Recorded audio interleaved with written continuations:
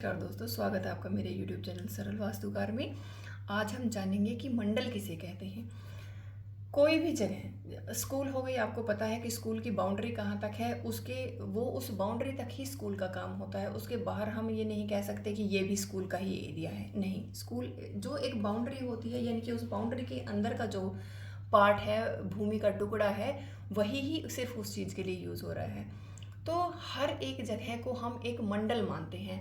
जब हम घर से बाहर निकले, वो एक अलग मंडल हो गया। घर एक अलग चीज़ थी। हम जब सड़क पे हमने घर के बाहर गेट से निकले या मेन द्वार से निकले, तो वो एक अलग मंडल शुरू होता है। किसी भी बिल्डिंग में जब हम एंट्री करते हैं तो वो एक अलग मंडल में हम एंट्री कर रहे हैं। और वो जो मंडल है, यानी कि वो जो भूमि का टुकड़ा है, उसकी एक एनर्जी होती है, पॉजिटिव नेगेटिव। वास्तु में भी हम 45 देवताओं की बात करते हैं, जिसमें से कि कुछ पॉजिटिव होते हैं और कुछ उनमें नेगेटिव भी होते हैं। तो जब हम किसी घर पे किसी मंडल का निर्माण करते हैं, तो उससे पहले उस जमीन पे भी कुछ ऊर्जाएं एक्टिवेट होती हैं।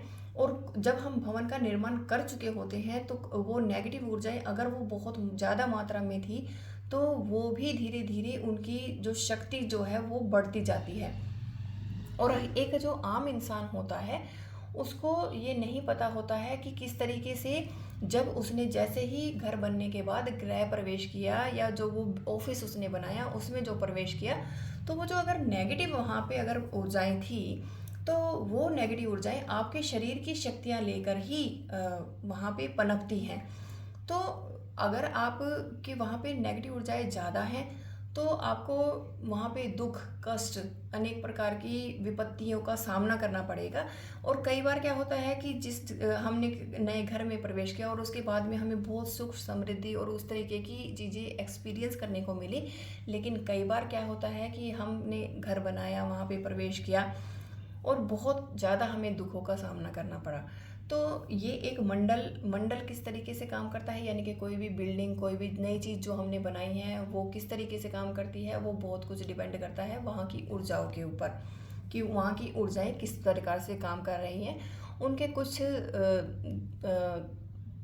उपाय भी होते हैं कि अगर बना चुके हैं घर, तो भी उसके बाद क्या उपाय किए जा सकते हैं। वैसे तो जिस समय पे वो जगह, वो बिल्डिंग, वो घर हम बनाना शुरू करते हैं, तो जो भूमि पूजन के समय वाला समय होता है, उस समय से ही उपाय किए जाते हैं।